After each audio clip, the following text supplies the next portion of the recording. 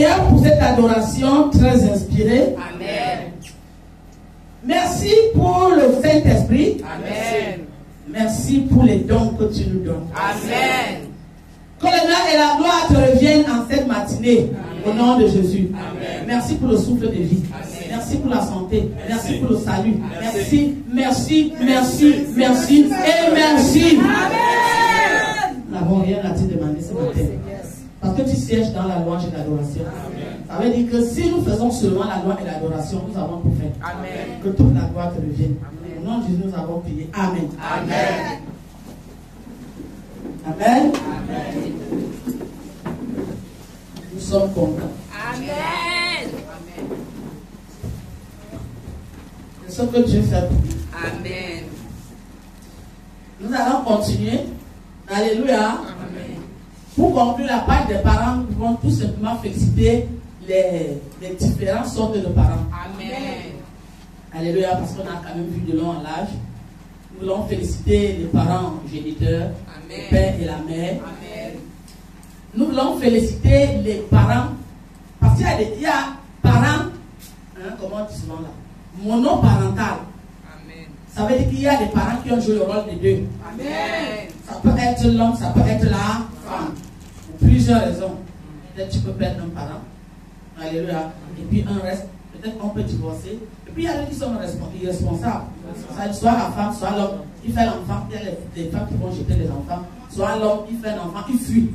Donc nous voulons féliciter le monoparental. Amen. Alléluia. Amen. Parce qu'accumuler de fonctions, ce n'est pas donné. Toi qui as donc un parent comme ça, qui est un, mais qui a joué le rôle de deux, à cause de raisons là, ta reconnaissance doit être donc 4 fois. Amen. Alléluia. Amen. Nous voulons féliciter les parents adoptifs. Amen. Parce que aimer l'enfant de quelqu'un, ce n'est pas facile. Alléluia. Et assumer. Il y a des gens qui ont même pris les enfants, après les ont renvoyés encore chez leurs parents. C'est vrai. On ne peut pas supporter. C'est vrai. Alors le parent qui t'a adopté et qui est arrivé jusqu'au bout, il faut le respecter. Amen. Parce que ce n'est pas le lien filial. Parce que le lien de sang là joue un très grand rôle. Le sang que vous voyez là. C'est pour ça que Jésus a versé son sang. Pour que son sang nous attache à lui. Alors un parent qui n'est pas lié avec toi par le sang et qui t'aime, mon frère, c'est fort. Amen. Donc il faut marcher qui pense à ça. On peut aussi les féliciter. Amen. Nous voulons féliciter les parents spirituels les plus grands. Amen.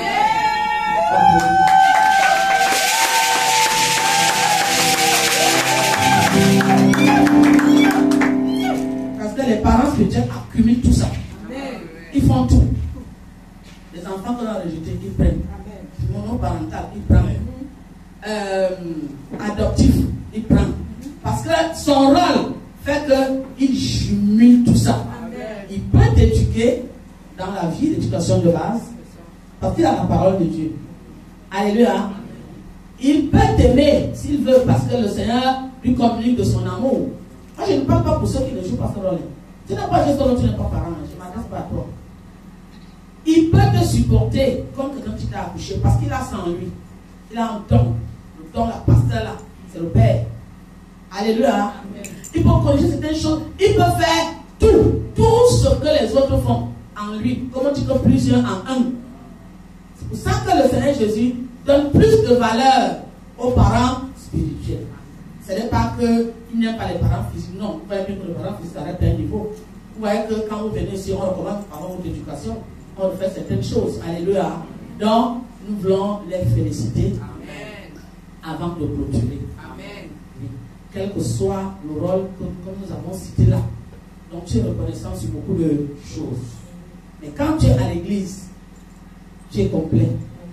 Pour un pasteur qui veut jouer son rôle, parce qu'il y a des pasteurs qui ne jouent pas leur rôle. Soyez même pas vos noms. Quand vous voulez même le visiter, vous prenez l'audience. Depuis quand on a plus d'audience, un enfant a plus d'audience pour visiter son père. Vous prenez l'audience. On vous traite, on se questionne. Jésus marchait au milieu de ses disciples. Personne n'avait jamais pris l'audience pour rencontrer Jésus. Alors, si tu es un pasteur, je ne te juge pas. Il faut revoir. Chaque enfant qui veut te rencontrer, il faut le rencontrer. Pourquoi tu ne sais pas ce qu'il veut te dire? Ouais, non. Même quand la femme cananéenne venait là, on veut chasser, il dit que laissez. Il faut laisser. Les timés par timés criaient la folie, dit que non, c'est un message qu'il nous donnait. Et nous devons, en tant que parents, nous devons être accessibles. Vous avez vu donc maintenant, non? Alléluia. Donc on quitte sur les. On peut quitter en beauté, n'est-ce pas? Je n'avais pas bien fini l'affaire des parents. Et je n'avais pas bien conclu en remerciant et en les félicitant. Parce qu'en réalité, le parent joue le rôle de Dieu. Tous ces parents-là, c'est seulement que le spirituel il complète comme Dieu. Vous avez compris donc maintenant, non? Donc il faut réfléchir maintenant. Quand tu seras à l'église, parce qu'on ne va plus faire cette sorte d'enseignement-là. Quand tu seras dans l'église, il faut faire la part des choses. Et il faut savoir comment est-ce que tu dois te comporter. Alléluia. Est-ce que c'est bon? Amen. Voilà. Alors maintenant, on avait prié le jour là quoi? C'était quoi? Ingrat. Voilà, Timothée, allons dans. Prends d'abord toujours le Matthieu. Matthieu chapitre 24, verset 12. Et parce que l'iniquité se sera accrue, la charité du plus grand nombre se refroidira. Et puis tu parles là-bas. 2 Timothée chapitre 3, verset 1. Sache que dans les derniers jours, il y aura des temps difficiles, car les hommes seront égoïstes, amis de l'argent, fanfarons, hautains, blasphémateurs, rebelles à leurs parents, ingrats, irreligieux. Ingrats, irreligieux, nous sommes à ingrats. Et on avait dit que la plus grande ingratitude que nous pouvons manifester, c'est à Dieu. Voilà. Et on va continuer, on avait cité d'autres choses, la théologie, on va quitter un peu de là. Et on va voir que la louange aussi. La louange. Aujourd'hui, on va voir pourquoi, si les gens ne louent pas Dieu, ils sont ingrats. Vous avez compris, non? Et le plus grand modèle de louange dans la Bible, vous savez déjà, c'est où? Voilà, vous connaissez. Parce que nous, on a chanté ça, non? On n'a pas chanté ça. C'est le plus grand modèle de louange dans la Bible. Alléluia. Si on prend le psaume 150, prends un peu le psaume 150. Lis tout d'abord, après on va appliquer. Suivez la lecture. Psaume 150. Louez l'Éternel, louez Dieu dans son sanctuaire, louez-le dans l'étendue où éclate sa puissance, louez-le pour ses hauts faits, louez-le selon l'immensité de sa grandeur, louez-le au son de la trompette, louez-le avec le luth et la harpe, louez-le avec le tambourin et avec des danses. Louez-le avec les instruments à cordes et le chalumeau. Louez-le avec des cymbales sonores. Louez-le avec les cymbales retentissantes. Que tout ce qui respire tout l'Éternel. Voilà. Ouais, non. Ça, c'est la définition de la louange selon la Bible, non? Bon, on va regarder un peu ici. Louange, action de louer. Parole, discours, qui font l'éloge de quelqu'un ou de quelque chose. Maintenant, on a la définition de la Bible. On a pris le psaume 150. Dans le dictionnaire, on a dit les paroles, les ceci, n'est-ce pas? Dans notre louange, nous donnons aussi des paroles. Mais nous voyons que la Bible a ajouté d'autres choses. Il faut qu'on comprenne bien le début, parce qu'il ne faut pas qu'après, quand elle veut commencer à courir sur le cours là. Alléluia. Donc nous voyons que le 150, alléluia, est l'apogée, le plus haut degré qu'on puisse atteindre dans la louange. Quand on dit que quelque chose est l'apogée, ça veut dire qu'il y a un peu de dessus. Alléluia. Vous allez regarder le psaume 1. Dieu commence par l'homme. Heureux celui qui ne marche pas sur le conseil des méchants, qui ne fait. C'est pas ça? Hein? Et le psaume 150, il finit par lui. C'est les deux commandements. Aime le prochain. Et Dieu de tout ton cœur. Nous voyons que le psaume, les psaumes, le livre des psaumes, alléluia, c'est comme une Bible dans une Bible. aujourd'hui, ce n'est pas un livre qui est hasard. C'est avec ça que David combattait. Alléluia. Dans le psaume 1, on te dit, heureux celui qui ne marche pas. On commence à te parler de la sanctification. Hein, il lit un peu. Parce que je veux en dire, lis un peu le psaume 1. Psaume 1. Heureux l'homme qui ne marche pas selon le conseil des méchants. Voilà. Qui ne s'arrête pas sur la voie des pécheurs. Et qui ne s'assied pas en compagnie des moqueurs. Et qui trouve son plaisir dans la loi de l'Éternel. Et qui la médite jour et nuit. Il est comme un arbre planté près d'un courant d'eau. Qui donne son fruit en sa saison. Et dont le feuillage ne se flétrit point. Tout ce qu'il fait lui réussit.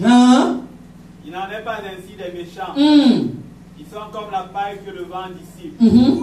C'est pourquoi les méchants ne résistent pas au jour du jugement, voilà, ni les pécheurs dans l'assemblée des justes. Car l'Éternel connaît la voie des justes, et la voie des pécheurs mène à la ruine. Ce n'est pas les gens du siècle présent là-bas. Les gens, vous marchez avec les gens qui... Vous avez suivi pourquoi je me fâche. Si tu es en compagnie d'eux, tu n'es pas en train de sainteté. Ils te classent parce que vous faites la même chose. Vous avez compris maintenant, non? C'est le psaume 106 versets. Le psaume 150 à 6 versets. La Bible, ce n'est pas un livre qui est en l'air. Je vous dis toujours. Et là-bas, on parle du caractère. Et vous voyez que dans notre 2 Timothée 3, ce sont les choses que Dieu condamne.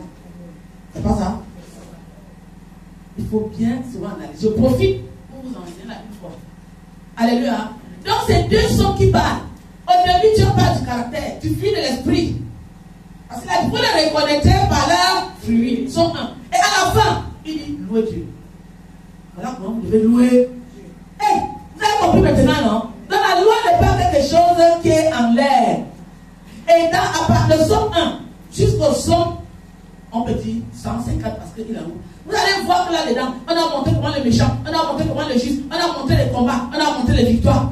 C'est toute la Bible qui est là-dedans. Je m'en. Il y a un psaume là-bas, psaume d'Azaph. Il faudra aller lire. C'est un psaume qui correspond à ce que nous disons là. Je croyais que c'était le psaume 73. Mais on ne va pas lire là. Le psaume d'Azaph, le psaume 73. Il a tout résumé là-dedans. Dans le livre des psaumes, comme vous voyez là, c'était le livre que David utilisait pour combattre l'ennemi. Donc c'est comme la Bible dans une Bible. Alors à la fin, il clôture avec le psaume 150. Ça veut dire que le psaume 150 est obligatoire. Ce n'est pas facultatif. C'est là que je voulais en venir. Et il dit, le 6, il dit que tout ce qui respire loue l'Éternel. Qui doit louer l'Éternel? Tout ce qui respire. Vous avez donc vu que quand tout ce qui respire, le siècle présent, il y a des gens qui ne louent pas Dieu, non? Tu église de Satan, église de ceci, les crânes, tout ça, tout ce que les gens font là. Alléluia. Donc ils entrent dans l'ingratitude. Est-ce qu'on est d'accord maintenant? Est-ce que les gens ont bien compris? Parce que tu vas demander que mais c'est comment? Comment moi? Hein? Alléluia. Est-ce que tu vois le problème? Hein? Que tout ce qui respire loue les.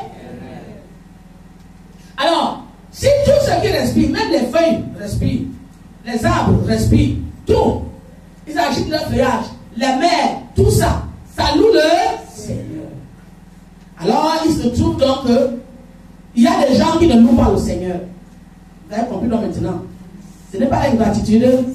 Parce qu'on ne va pas prendre l'ingratitude au degré, on va arriver chez les hommes. Mais on est d'abord chez Dieu. Ouais, non? Il y a des gens qui ne font pas des éloges à Dieu. On a dit que action de louer, parole, discours, qui fait des éloges de quelqu'un. Il y a des gens qui ne font pas des éloges à Dieu. Ils font des éloges à d'autres dieux, à d'autres personnes, à des crânes, à tout ce qu'on peut connaître. Alléluia. Ils entrent dans Timothée. Timothée, c'est le fils légitime de Paul. Pas qu'il avait accouché. Il est légitime parce qu'il a accouché dans la foi. Il dit que tu vas voir, hein, les gens là, du siècle, ils ne font pas des éloges à Dieu. Parfois, ils combattent. Il dit que c'est des ingrats. Donc, toute personne qui ne fait pas, qui ne loue pas Dieu est ingrat envers Dieu. Alléluia. Oui, c'est très important. Amen. Oui. Alors, quand tu loues Dieu, pourquoi devons-nous louer Dieu? Dieu doit être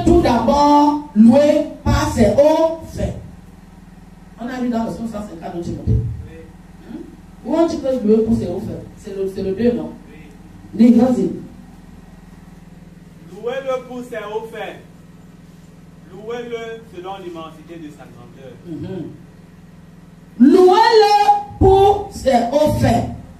C'est pas ça? Louez-le selon l'immensité de sa grandeur. C'est tout, hein?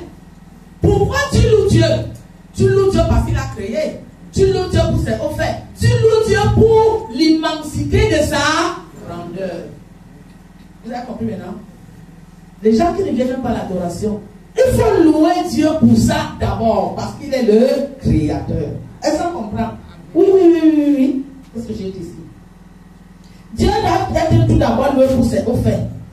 C'est-à-dire, pour tout ce qu'il a accompli, en créant l'univers, en nous protégeant, et en nous protégeant aussi. Alléluia. Oui. Pour ces œuvres merveilleuses de rédemption, qui nous a ouvert la possibilité de le connaître et de le louer. Est-ce que vous suivez ce que je dis? Voilà, c'est beaucoup. Alléluia. Selon l'immensité de sa grandeur, il est plus grand que tout. Vous comprenez pourquoi on doit le louer? Alors si tu mets quelqu'un devant de lui, tu es un grand. Il est plus grand que tout. Tout ce que nous pouvons imaginer. Oui. Sa vérité, sa droite puissante, sa sagesse, sa sainteté, sa puissance ainsi que sa justice surpassent tout ce que nous connaissons. Cependant, grâce à ses œuvres merveilleuses, à son amour immense et à sa miséricorde, notre admiration devant sa grandeur ne peut pas nous réduire au silence, mais nous inspire des chants de joie. Vous avez compris maintenant? C'est celui qui veut prendre, après va prendre. Mais là, c'est long. Vous voyez pourquoi donc nous devons louer Dieu? Amen. C'est très important. Comment devons-nous louer Dieu? Et qui doit louer Dieu? Toutes les nations. Toutes les nations doivent louer Dieu. Est-ce que c'est clair? Est-ce qu'on suit bien? La joie inspire les gens pour chanter et accompagner les chants avec des instruments de musique. Tous les instruments traditionnels et modernes doivent être utilisés pour louer Dieu. Vous avez compris? Il dit avec des danses. Parce qu'ici, il a défini. Tu veux d'abord, ouais, non? Avec des danses, avec des cécités. Tu peux décider de louer Dieu rien que dans ta bouche. Tu l'as loué. Tu peux décider de louer Dieu avec les instruments. Tu l'as loué. Alléluia. Mais si tu décides de louer Dieu avec les paroles, avec les instruments, avec les danses, avec les livres, tout ce que vous connaissez, les sifflets, tout ça, tu as atteint la peau. Amen. Vous avez compris pourquoi la communauté pour Dieu se gagne. Nous voulons toujours atteindre la peau.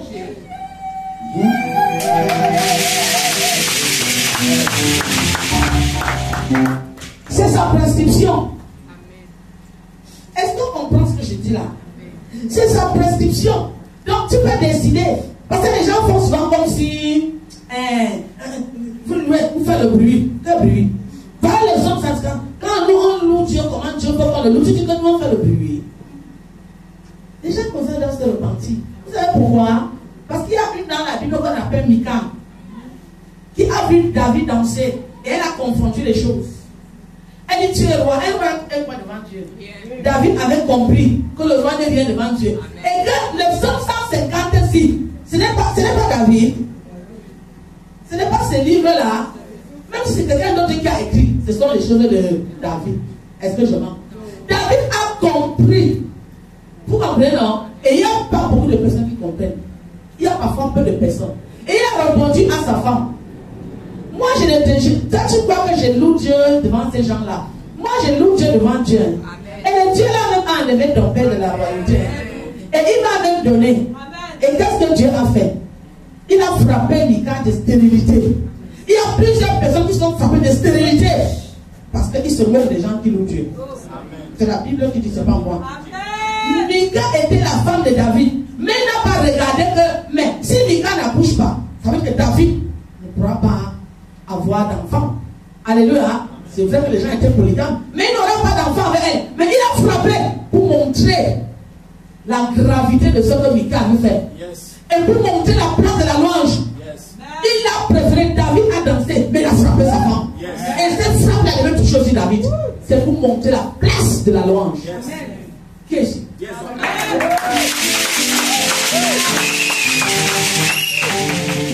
Si ce n'est pas Jésus que je loue sur la terre, alors pourquoi je vis? Alors pourquoi je vis? Si ce n'est toi, Seigneur, que je loue sur la terre, alors pourquoi je vis? Je suis nul. Je suis nul.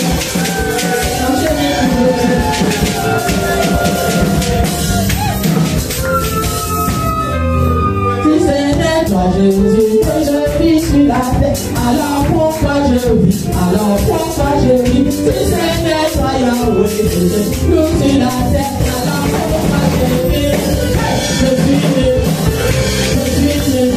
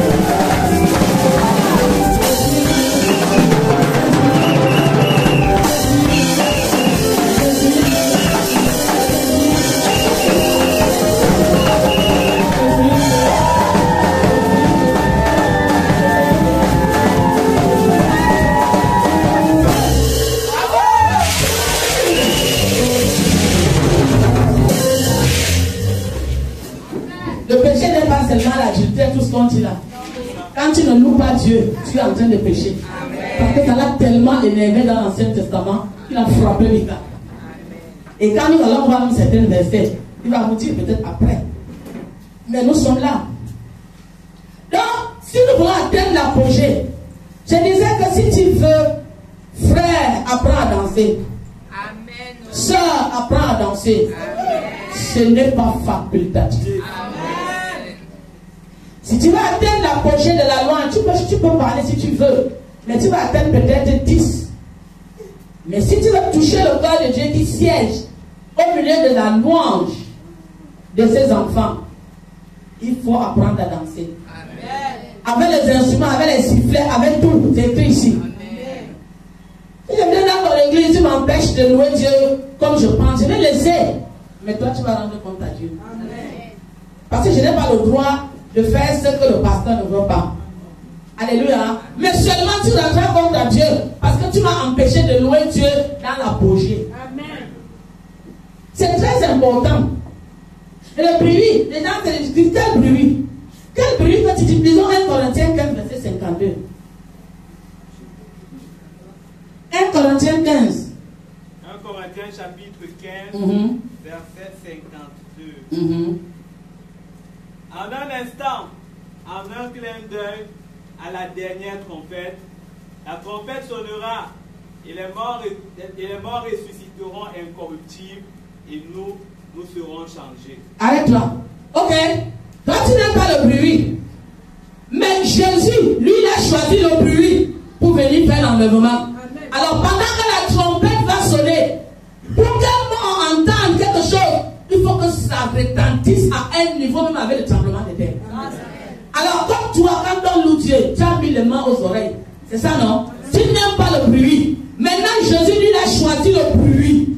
D'abord, il a choisi le bruit. L'église commence à Jérusalem par un grand bruit. Mais maintenant, là, il choisit la trompette. Quand il va sonner une bang, même celui qui est mort va entendre. Toi, tu fermes tes oreilles. Tu ne seras jamais enlevé. Écoute ça bien aujourd'hui. Toi, qui va t'amener au ciel? C'est le bruit qui va amener au ciel. Le bruit d'une trompette. Toi, tu n'aimes jamais le bruit. Tu n'aimes jamais ton dent. Mais Dieu, lui, il a choisi le bruit. Bien-aimé, Dieu a choisi le bruit. Au ciel, quand tu vois Jean là, il dit le bruit est là-bas. Je m'en. J'entendis dans le ciel une voix forte qui disait. Ce n'est pas le ciel, ce n'est pas Jean là-bas. Une voix forte. Tu entends le bruit. L'ange crie là-bas, l'autre crie là-bas. Et au ciel, on va louer Dieu. C'est sa nourriture. Alléluia. Au son de la trompette. Alors il faut que tu commences à t'habituer à la trompette dans l'église. Vous avez compris? Les instruments là. Donc quand Jésus va sonner sa louange à lui pour venir t'enlever, et que tu es connecté, tu es habitué à danser, à atteindre l'apogée. Quand tu vas entendre cette trompette, tu vas commencer à danser. Amen. Avant même que on va t'enlever en dansant. Amen. Alléluia. Amen. Les gens qui ne dansent pas n'ont pas de place au ciel. Parce que ici nous sommes les amateurs. Là-bas là, ce sera le corrigé.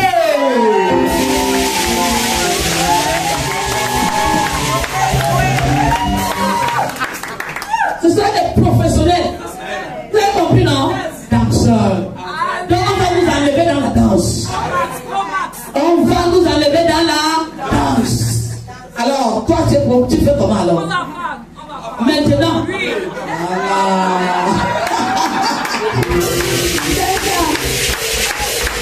La danse a une valeur. Je vous donne tous les témoignages. Que ce soit traditionnel. C'est pour ça que j'ai dit, quand le Seigneur m'a inspiré, j'ai dit non, je vais d'abord vous donner ce témoignage. Il y a une danse que les Ewondorons, les étoudis, on appelle ça le Mbali-Tudi. Mbali-Tudi. Et la danse là, les patriarches respectent ça. Je ne sais pas si toutes les autres danses, ils respectent. Mais celle-là, ils respectent. Parce qu'on a vécu aussi un peu en bas là d'eux. Et on était à côté de Yannick Noir. On habitait à côté de ce quartier. Et son grand-père, qui était un patriarche, un chef, il n'était pas un petit, hein, il était un grand. Il s'appelait Noir Biquier. Noir le fer, on a des déconnés.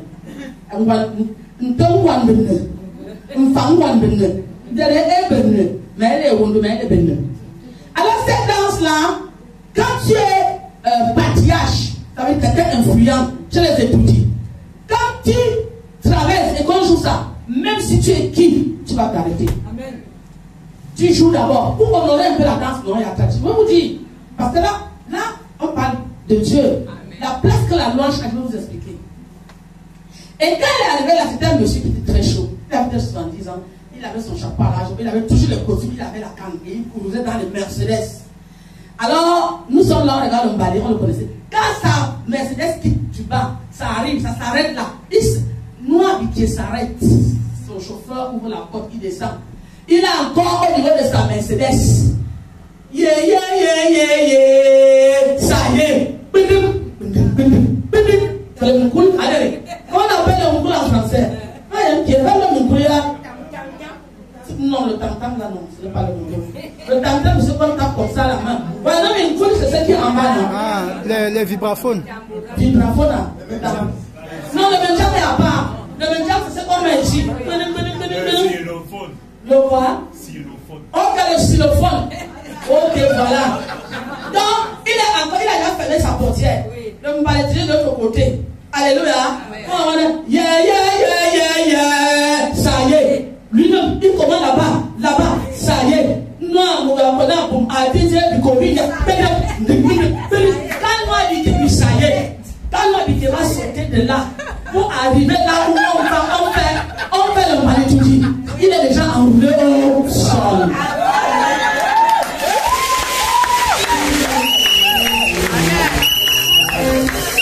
Avec la veste, avec la canne. Ça y est, il roule. Et cette danse est partie aux États-Unis. Ils ont été invités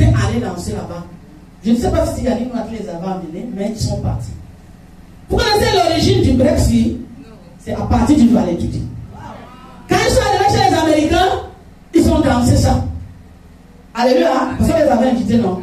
Quand ils ont dansé, c'est à partir de là que les Américains ont créé cette danse ici. Parce que on va l'étudier, c'est comme ça. C'est que l'autre là, toi, tu fais ça comme ça. Je suis en train de vous dire l'histoire du Cameroun. Comment les Camerounais ont impacté les Américains avec la danse. Ok,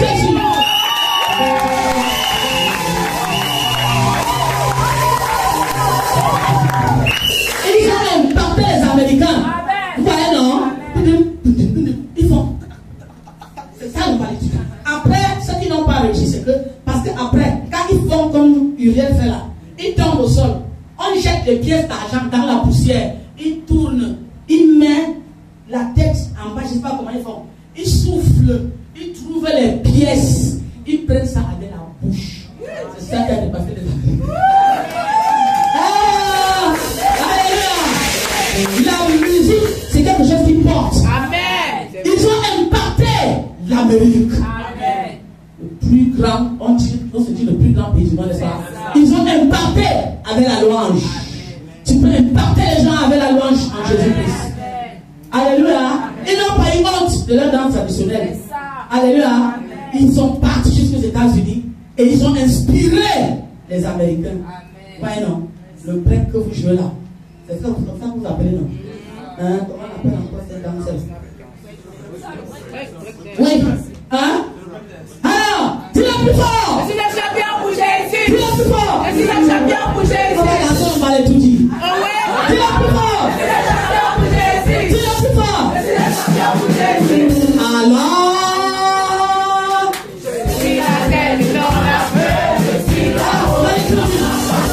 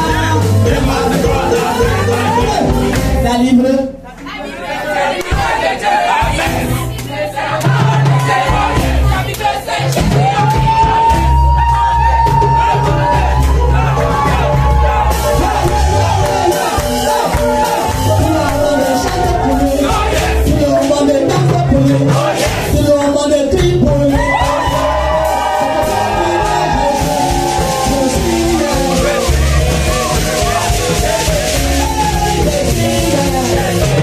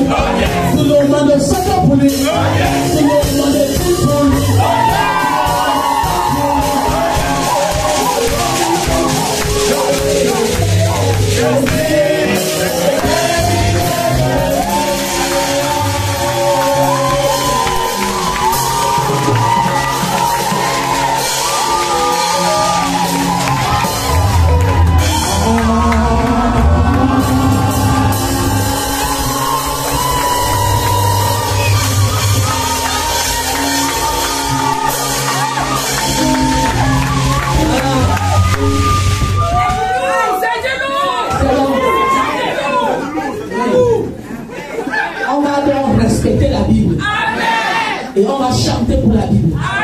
Et on va ressentir le timing de la Bible. Et on va louer Dieu comme dans la Bible. C'est le livre de vie. Pour aujourd'hui, que le Seigneur nous bénisse.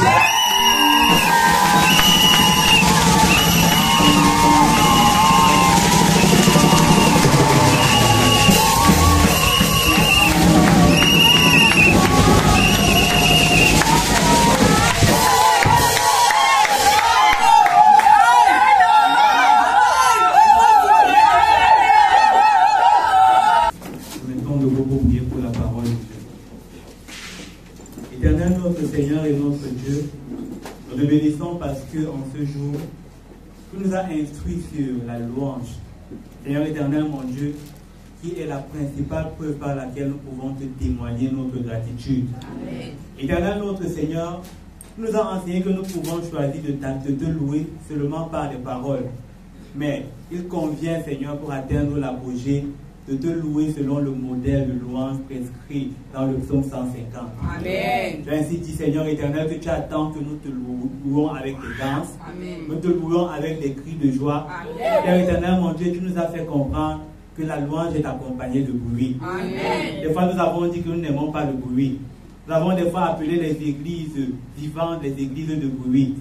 Mais tu nous as enseigné que l'enlèvement se fera dans le bruit. Amen. Nous te bénissons et te glorifions, Seigneur, parce que tu nous réitères que si nous n'aimons pas le bruit, ou alors si nous ne supportons pas le bruit de la louange, nous ne serons pas enlevés. Et même nous ne vivrons pas au ciel. Parce que voilà ce qui se pratiquera en longueur de journée. Amen. Éternel, notre Seigneur, te demandons pardon pour toutes les fois où nous avons méprisé ceux qui te louaient et où nous avons nous-mêmes refusé de te louer. Parce que, Seigneur, se garder de te louer, c'est commettre un gros péché qui te pousse à nous frapper de malédiction, qui te pousse à nous frapper de stérilité. Éternel, te demandons pardon de t'avoir refusé la louange que tu mérites. Et nous te supplions, Seigneur, de nous enseigner à te louer de tout notre cœur, selon le psaume 150. Père éternel, mon Dieu, avec des danses, avec, Seigneur éternel, mon Dieu, les instruments tels que tu nous as enseignés, pour que nous sentions dans la bénédiction totale. Et l'honneur te revienne, Seigneur, pour le révérend docteur que tu as utilisé puissamment, pour que dans tous les détails, ce message nous soit donné. Nous te glorifions parce que nous saisissons cette parole et elle fera de nous un peuple victorieux. Que la gloire te revienne pour tout, au nom de Jésus-Christ. Amen. Amen.